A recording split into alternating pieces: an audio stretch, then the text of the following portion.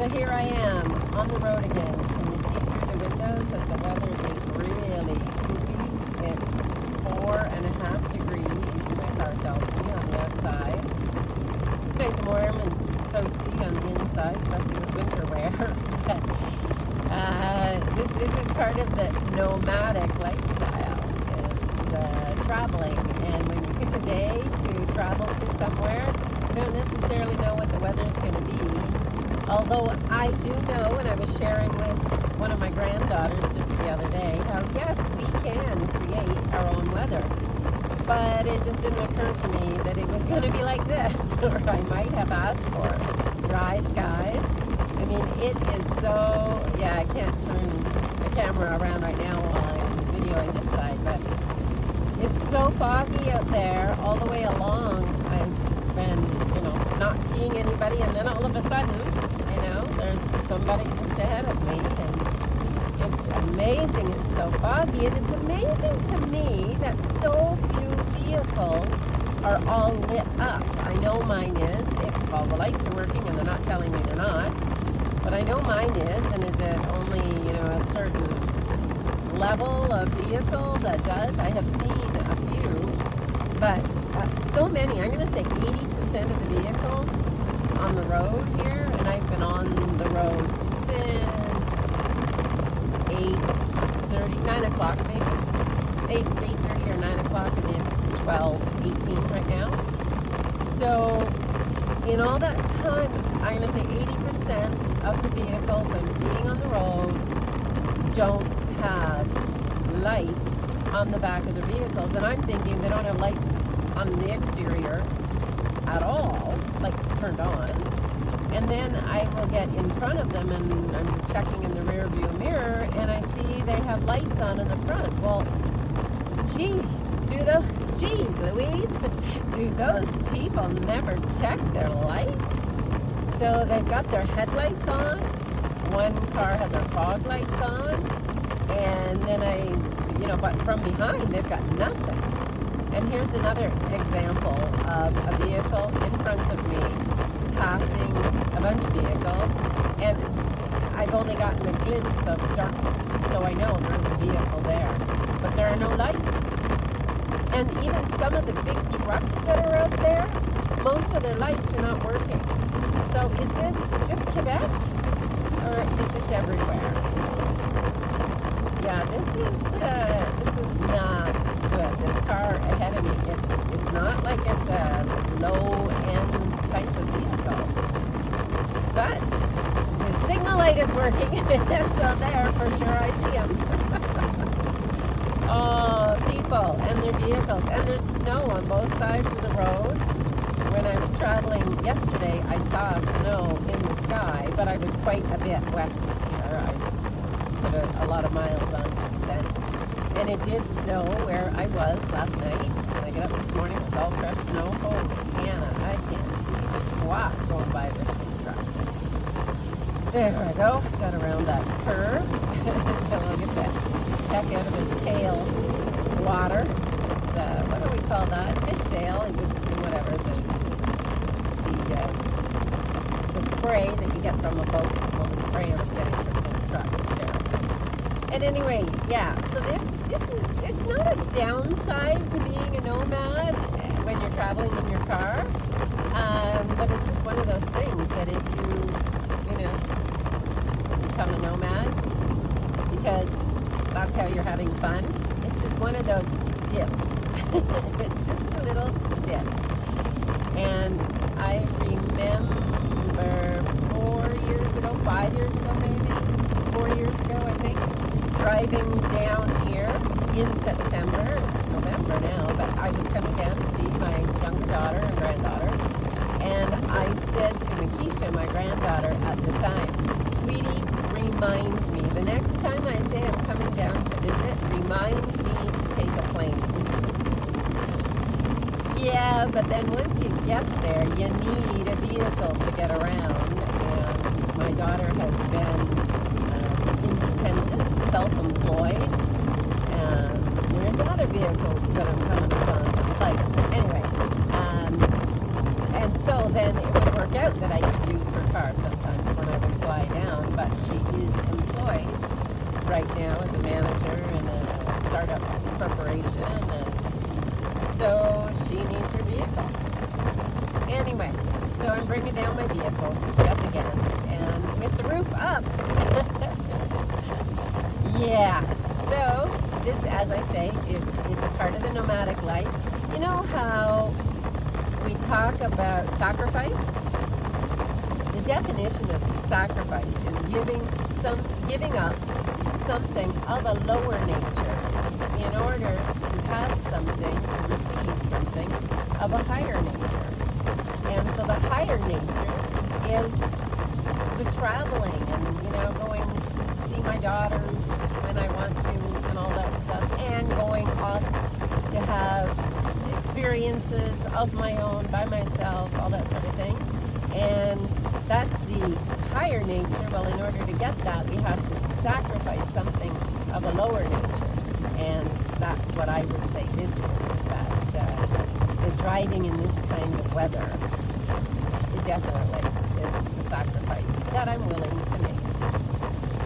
So I'm off to another pet sitting excursion as well, coming down to my daughter's. She has a friend who is in need of a pet sit, and he was willing to leave his cats at home and just have somebody check in on them every other day to refresh their litter box and food and water.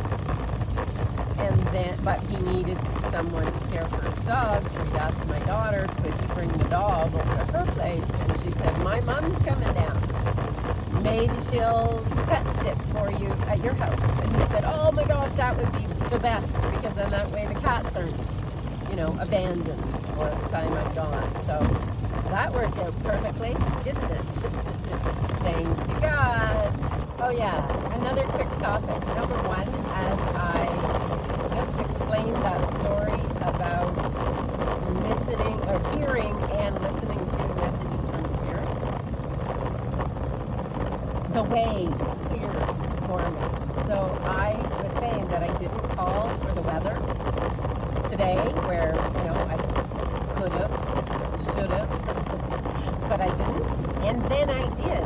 Just in that little video clip, I called for how it would have been nice to, where I could see things, and, I should have asked for clearer skies. And I'm telling you, it's so clear out there. There's no sunshine or anything like that, but the fog is gone.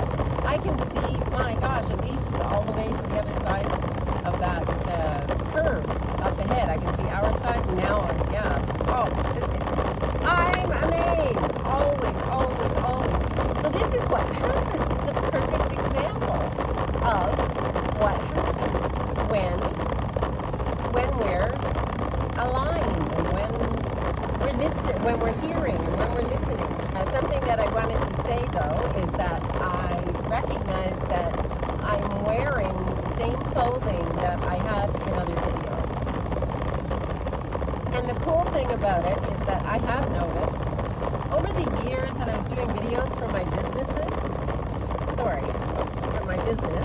but doing videos for my business, I would make sure that I was wearing different clothing.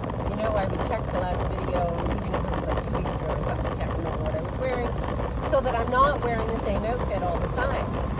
Well, now that I'm living out of a small suitcase, it's a little puffy bag, and a carry-on bag, 2 pieces, then you keep your clothing to a minimum. So what if it gets washed out? You're obviously, washing it a whole lot more frequently. But so what if it gets washed up and you don't keep it for a long time? That's okay.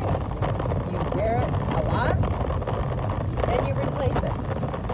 And I'm telling you, it's really come to mind in the last little while, because it became winter and it's easier to carry a lot more pieces of summer clothing than it is to carry many pieces of winter clothing. So yeah, it's just something that I've been laughing at, but another piece of freedom. Hey, look, he just touched his brakes, so I saw his lights. But otherwise, look, can barely even see the dude. I don't know if you can even through here, but that's what I mean.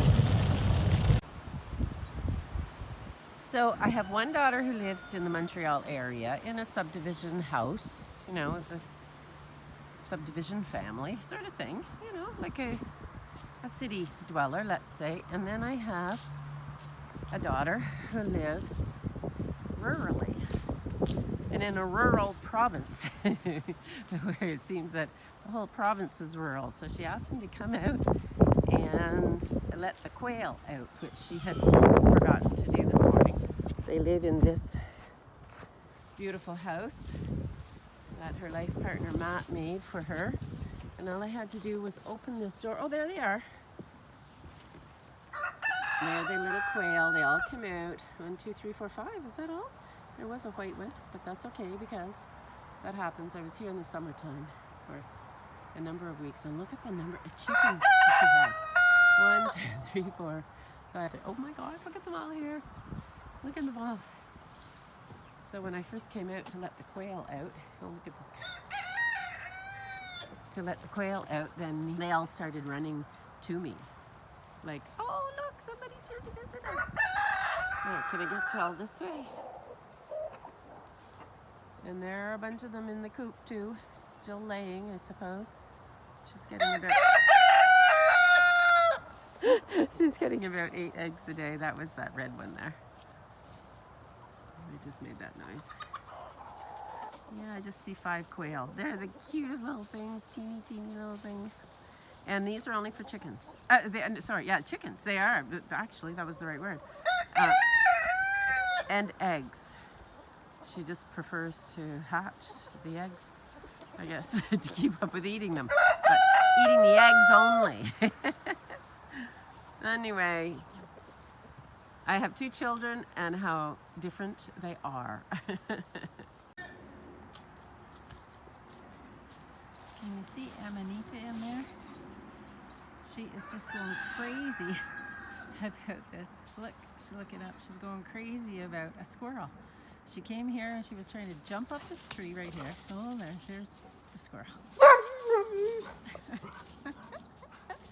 And she's just trying to eat every kind of, she's just so excited. She's trying to get rid of her energy, I guess.